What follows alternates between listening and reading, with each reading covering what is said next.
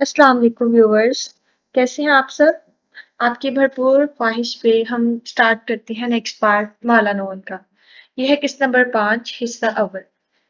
एक तरफा इश्क कभी नहीं मरता, बस ये शिकस्त खा के चला जाता है दिल के एक खुफिया खाने में, जहां ये छुप के बैठा रहता है सिमट के जख्मी वजूद की मानद। कुछ बदकिस्मत लोगों के लिए ये तल्ख और कमजफ बन जाता है, और जो बाद में आते हैं वो अदा करते हैं इस जख्म की जो दिया था पहले आने वाले ने। लेकिन मुझे एतराफ करने दो कि एक तरफा इश्क बेहतर है एक असली दो तरफा इश्क से, बल्कि एक तरफा इश्क ही है बेहतरीन इश्क, क्योंकि जो कभी शुरू ही नहीं हुआ उसके खत्म होने का डर नहीं होता। वो तीनों इस वक्त बॉस्फोरस के किनारे बने एक रेस्टोरेंट में मौजूद थे। अतराफ में इस्तांबुल की जामनी शाम फैली थी। अब्दुल मालिक और जारीना साथ साथ बैठे थे, जबकि बेरबल इनके मुकाबिल विराजमान था। बाएं जानिब रेस्टोरेंट की गहमा गहमी थी और दाएं जानिब बॉस्फोरस का अंधेर होता पानी दिखाई देता था। ठंडी हवा की आवाजों के साथ छुरी कांटे की आवाजें सुनाई दे रही थी। माहिर पहुंच चुका होगा। छुरी कांटे से कबाब का टुकड़ा तोड़ती जरीना बोली तो लहजे में खुशी थी। वो बड़ी सियाह आंखों और कंधों तक आते बलदार बालों वाली खूबसूरत लड़की थी। कानों में बड़े इयररिंग्स और गर्दन में सुनहरी रंग की 3-4 मुख्तलिफ साइज की जंजीरें थी। क्या वो हमें ज्वाइन करेगा? मालिक ने प्लेट से नजरें हटाए बगैर पूछा। वो हमेशा की तरह 3 पीस सूट में मलबूस सफेद बालों को जल से बराबर किए हुए था। चेहरे की पथरीली संजीदगी बरकरार थी। जी बाबा, मैंने उसे लोकेशन भेज दी थी। वो साथ साथ व्हाट्सएप भी चेक कर रही थी। चेहरा खुशी से तमतमा रहा था। वो नहीं आएगा, बेरबल ने लुकमा लेते हुए कहा तो दोनों ने हाथ रोक के उसे देखा। उनको अपनी तरफ देखते पाके बेरबल ने मुस्कुरा के शाने उचकाए। क्योंकि वो आते साथ ही तुम्हारी शक्ल नहीं देखना चाहेगा। उसका मुखातिब मालिक था, जिसने बस एक नजर बेरबल को देखा और सर झटक के खाना खाने लगा। जारीना ने एक तारीबी नजर बेरबल पर डाली, लेकिन उसे परवाह न थी।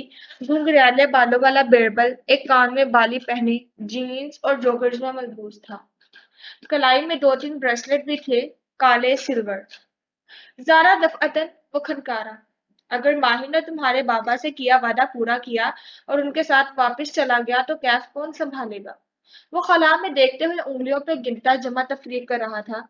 जाहिर है तुम दोनों एक मुल्क में नहीं रहोगे। जारीना की रंगत बदल गई, आंखों में बरहमी दर आई। वो आगे को झुकी और हतमी अंदाज में बोली, जहां माहिर होगा वहीं जारा होगी। बेरबल मुस्कुरा के खाने की तरफ मुतवज्जा हो गया था। वो ज़ारा का मूड खराब करने में कामयाब हो चुका था। उसने 2 माह बाद आने का वादा किया था। मालिक ने खुशी से कहते हुए प्लेट पर एक स्काई और नैपकिन उठाया। और अब 3 माह होने को आए हैं। मैं इसलिए खामोश रहा ताकि वो अपना डिजाइन मुकम्मल कर ले। फिर इसी संजीदगी से ज़ारा को देखा। क्या इसका डिजाइन अप्रूव हो जाएगा? माहिर सिर्फ आर्किटेक्ट नहीं है बाबा, वो आर्टिस्ट है। उसके डिजाइन यूनिक होते हैं। फिर कैफ के 9 आर्किटेक्ट्स उसके साथ इस बिल्डिंग पर काम करते रहे हैं। ये मेरे सवाल का जवाब नहीं है ज़ारा। मैंने पूछा क्या उसका डिजाइन अप्रूव हो जाएगा?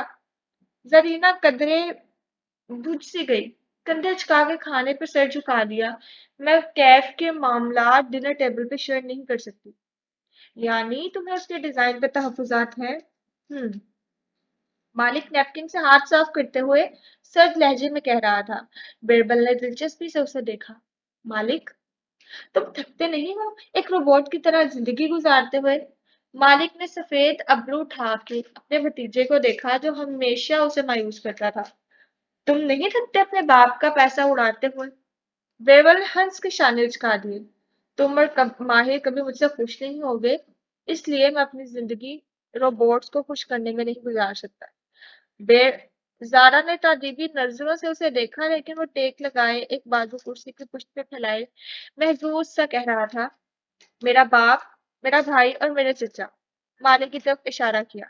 तुम सब रोबोट्स हो, पैसा कमाते हो, पैसा गिनते हो, तुम्हारी कोई जिंदगी नहीं है। फिर सीने पे उंगली से दस्तक दी। मेरी है। माहिर हमारे खानदान का वारिस है। मालिक स्पॉट नजरों से उसे देखते हुए कह रहा था। वो तुम्हारी तरह पैसा और वक्त जाया नहीं करता। इस्तांबुल एयरपोर्ट की एग्जिट पे एक स्याह कार मौजूद थी। فربا سا ڈرائیور اردل پچھلی سیٹ کا دروازہ کھولے کھڑا تھا۔ پی کیپ پہنے جوگر سے چلتا ہوا ماہر کار کے قریب آیا لیکن بیٹھا نہیں۔ وہ قدم قدم چلتا ڈرائیونگ ڈور تک گیا اور پنجوں کے بل زمین پہ بیٹھ کے اس کے حصے کو غور سے دیکھنے لگا۔ وہ اپنے باپ کا بیٹا ہے، کاروبار سے محبت اس کے خون میں ہے۔ وہ سیدھا کھڑا ہوا اور دروازے کھولے کھڑے اردل کے مقابلے آ رکا۔ گھور کے اسے دیکھا۔ میں یہ نہیں پوچھوں گا کہ کار کہیں لگی ہے، میں پوچھوں گا کہ کار کس سے لگی ہے۔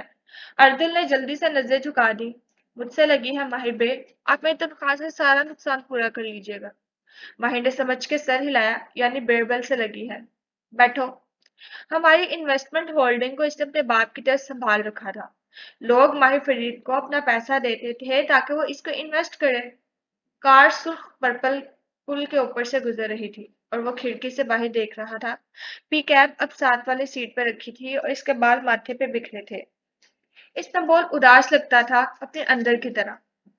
وہ دوسرے انسانوں کا پیسہ بھی انویسٹ کرتا ہے، بہترین جگہ پہ اثاثے خریدتا ہے اور پھر وہ انہیں درست وقت پہ بیچتا ہے۔ ماہر کے اندر وہ کلر انسیکٹ ہے جو کاروبار کرنے کے لیے چاہیے ہوتی ہے۔ اپنے اپارٹمنٹ کی بیل پہ اس نے ہاتھ رکھا ہی تھا کہ دروازہ کھل گیا۔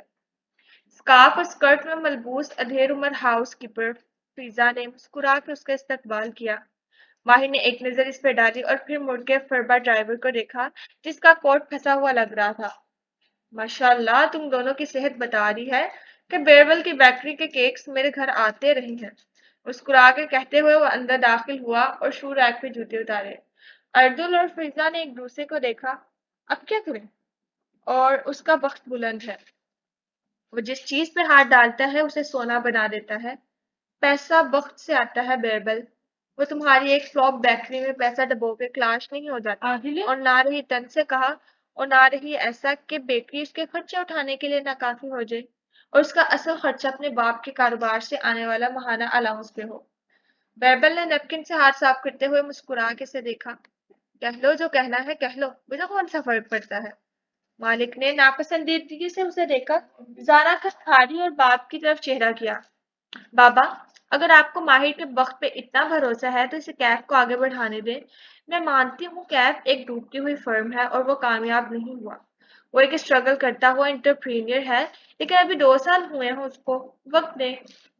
اس ملک میں مالک نے ناپسندیدگی سے ادھر ادھر دیکھا۔ مختلف میزوں پر ترک اور ٹورسٹ بیٹھے کھانا کھا رہے تھے اور آواز دھیمی کی۔ اس غریب اور کلاش ملک میں کوئی کامیاب نہیں ہو سکتا۔ یہ ڈالرز کی ہوس میں مبتلا لوگوں کا ملک ہے۔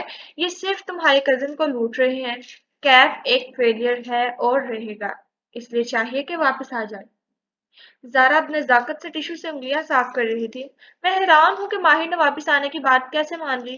آپ نے اسے کیسے راضی کیا بابا؟ وہ تو لاہور اس لیے گیا تھا تاکہ اپنے ڈیزائن پہ سکون سے کام کرے۔ بیربل کی آنکھیں چمکی اور لب اوہ میں سکڑے۔ اس نے مسکرا کے اپنے پہلے مالک کو دیکھا اور پھر زارا کو۔ مالک نے اپنی بیٹی کو آگاہ نہیں کیا تھا۔ انٹرسٹنگ۔ یہ میرا اور ماہر کا معاملہ ہے، تم درمیان میں نہ بولو۔